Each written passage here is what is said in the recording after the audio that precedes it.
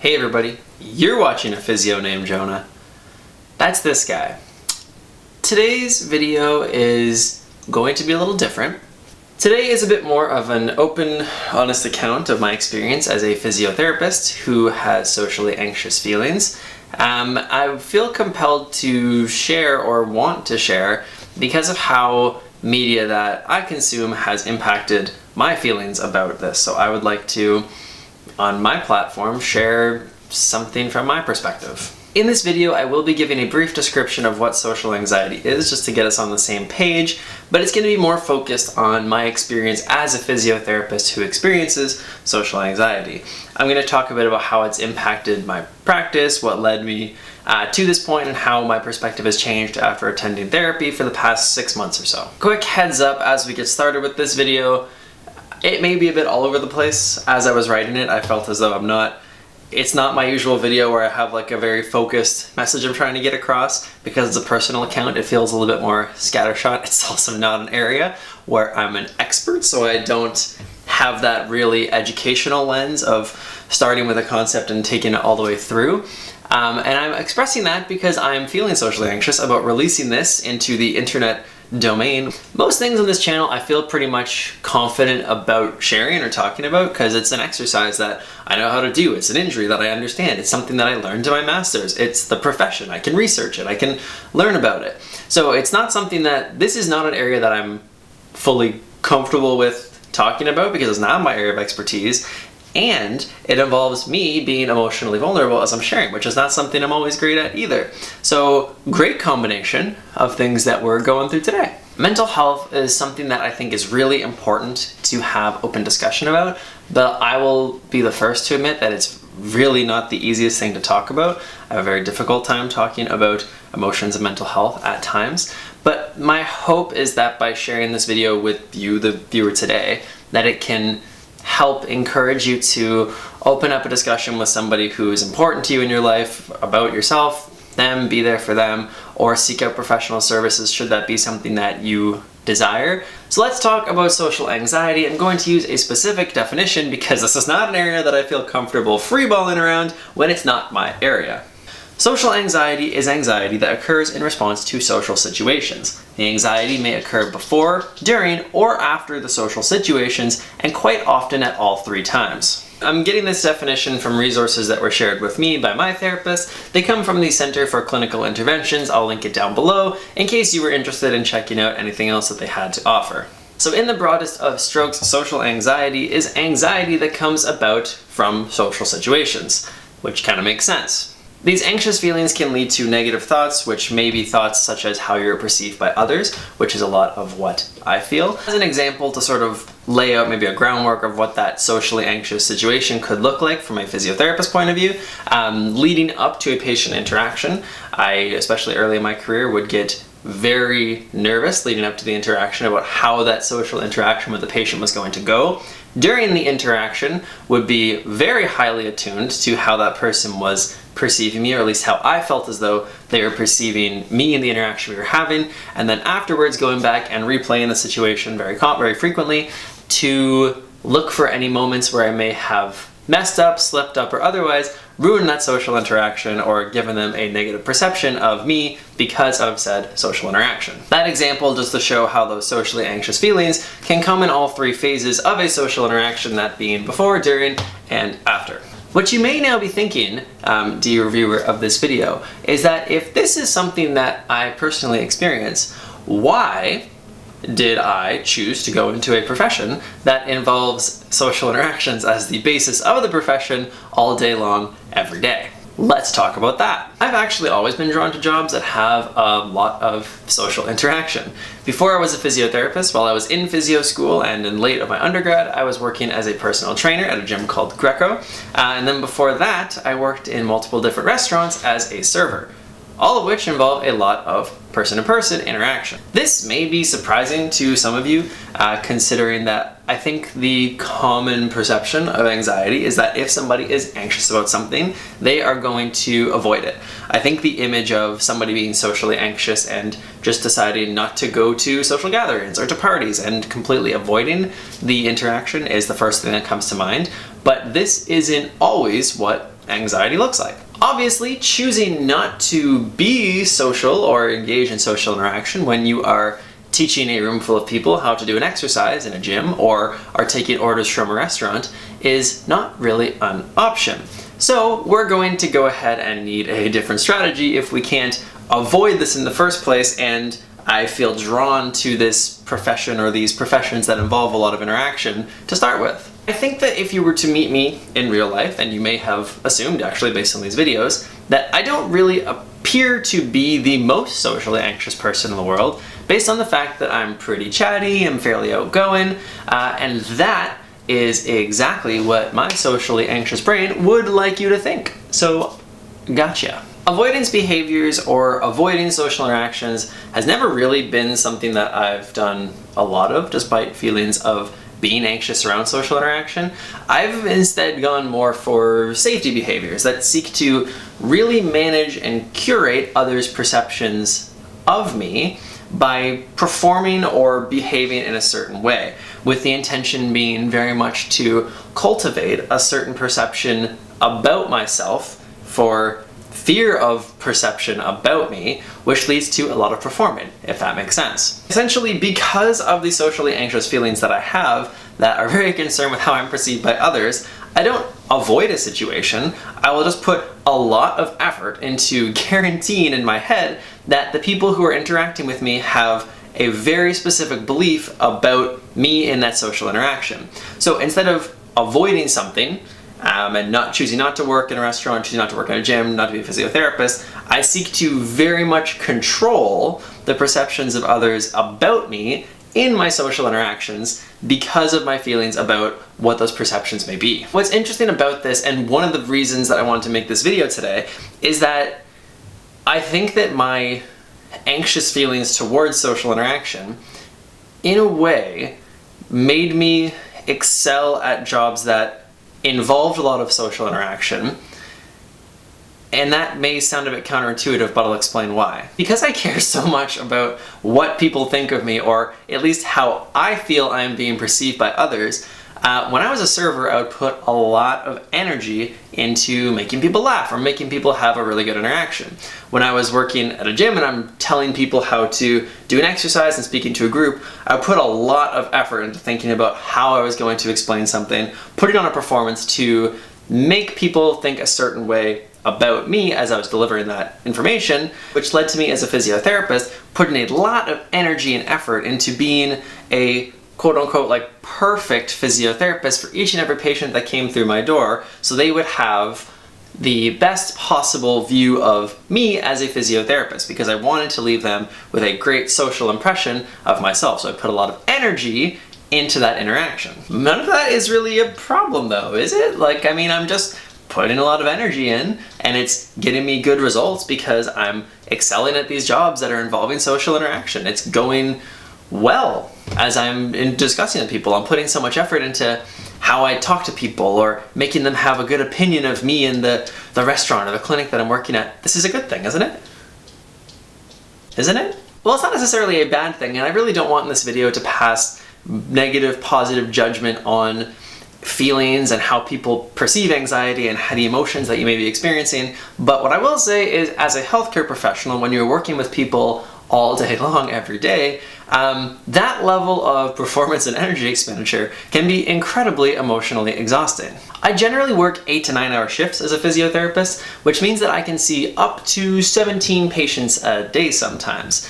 Spending that full time with all those patients trying to be socially perfect or cultivate the perfect social interaction and giving a lot of energy could definitely leave me feeling very drained and vaguely just down a lot of times. When I was just starting professionally in my career, I've been doing it for just over 3 years now, I found this feeling of being drained or down very intimidating because my days weren't as full as they are now. I was not as busy as I am currently, and I would still leave the days feeling so emotionally exhausted and drained and just completely wiped out, which was this intimidating feeling of, oh, I'm just starting in this career. How can I possibly continue to do this forever when I'm as wiped out as I am at the end of this day of being so social? And I think being in healthcare, when you are facing patients all day long and you care so much about what each individual person thinks of you, or you have a lot of weight put into those social interactions, that can be incredibly emotionally exhausting. Here's another problem that can happen. What do you do as a healthcare professional, physiotherapist in my case, when people don't like you? Because let's be honest, it's gonna happen. This is a question that I'm still currently very much contending with and digesting as a physiotherapist. In the time that I've been practicing at this point and working with my therapist, I feel as though I've gotten to a much healthier place in terms of energy management, conservation, as it comes to performing or feelings of being performative for safety reasons with patients all day long. I've gotten a bit of a better handle on that, but dealing with the feeling of rejection from patients is still something that I'm very much working on. Because I feel socially anxious or put a lot of value into others' perceptions of me, this can be really difficult if somebody chooses to not see me anymore as their therapist or expresses any sort of dissatisfaction with their care. I find myself at times looking through my schedule of patients, seeing if people dropped off, and if somebody decided not to come back, feeling very negative about that, as in, oh my gosh, like what could I have done to have better managed that social interaction? How did I fail this specific patient? I can take that very personally at times. Very recently at work, I had a situation where after an assessment and a discussion with the administration team, I kind of came to the conclusion that a patient interaction I had that morning did not go as well as I would have thought, which was surprising because I had thought that it had gone very well.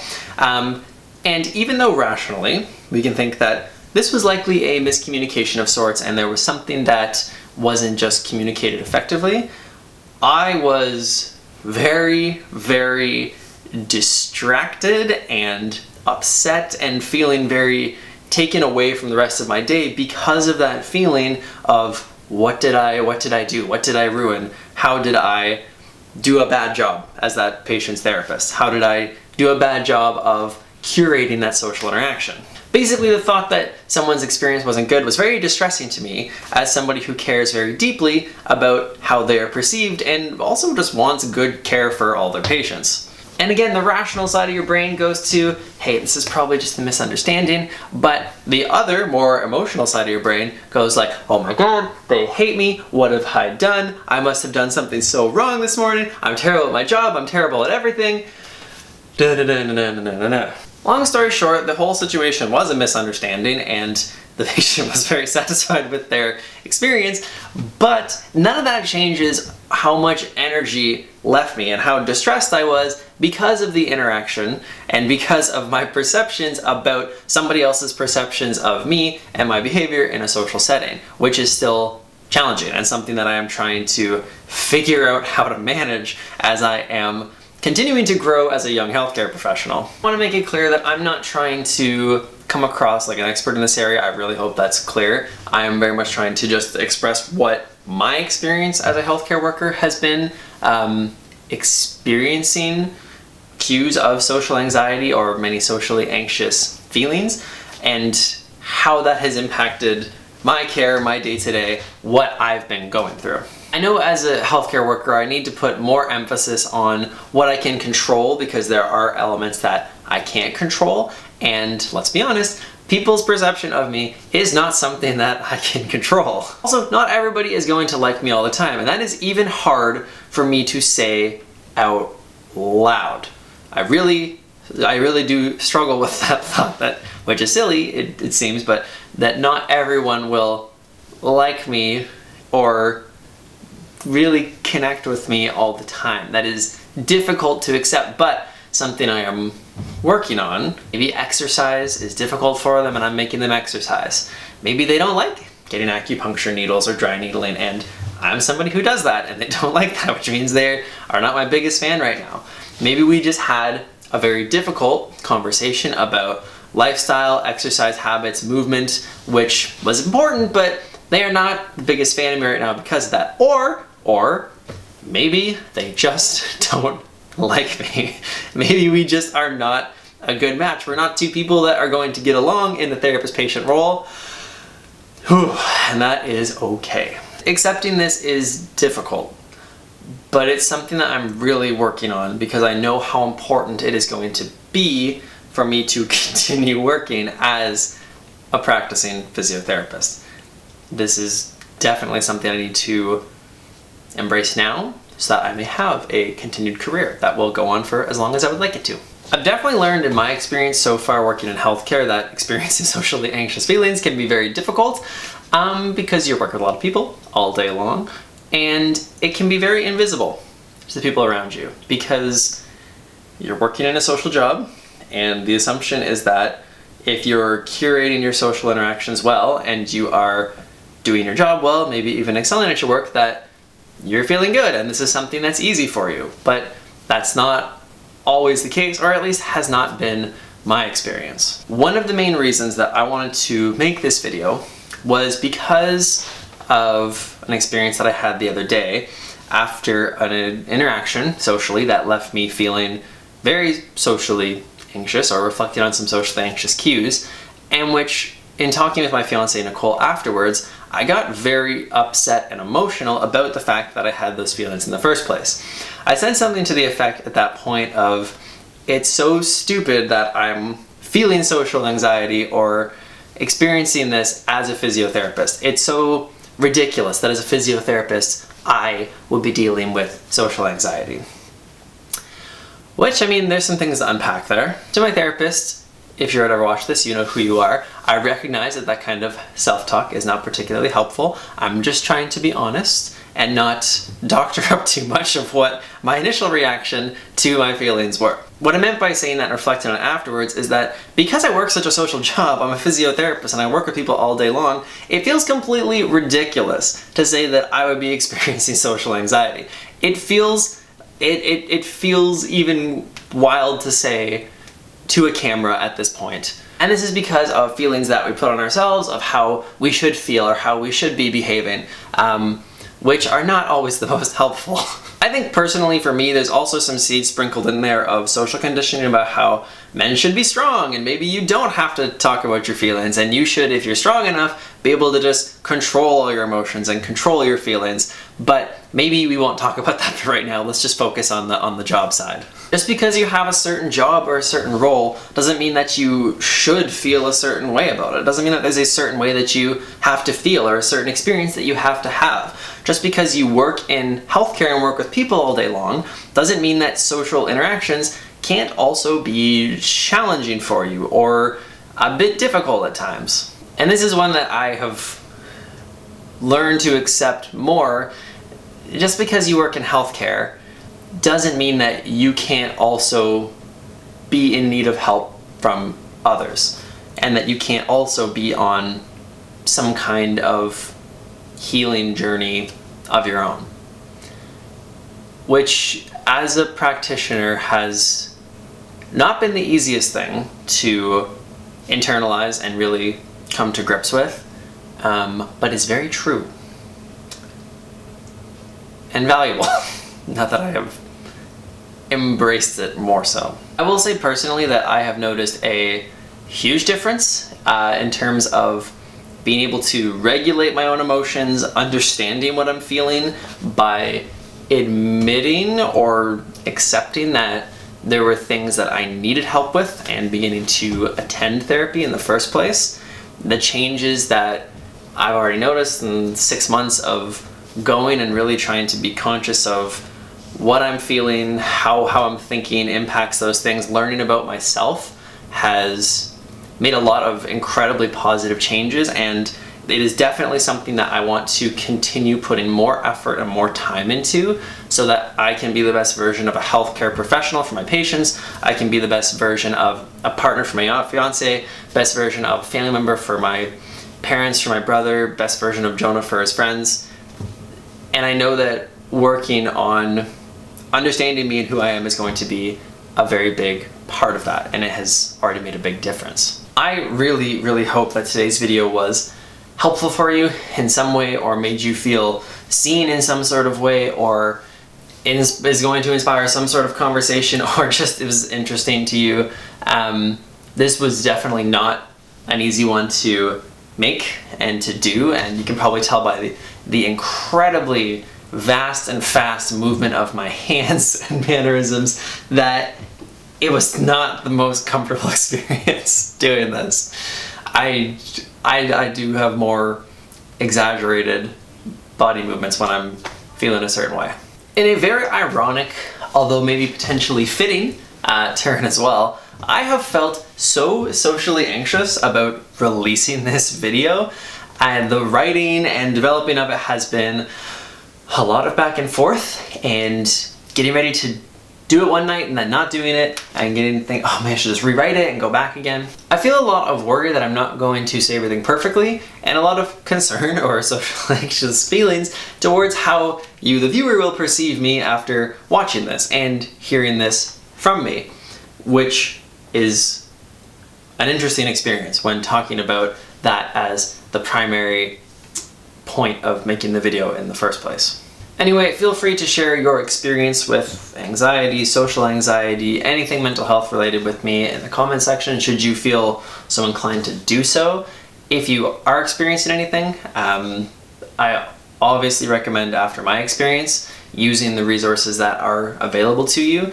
I've had an incredibly positive experience attending therapy.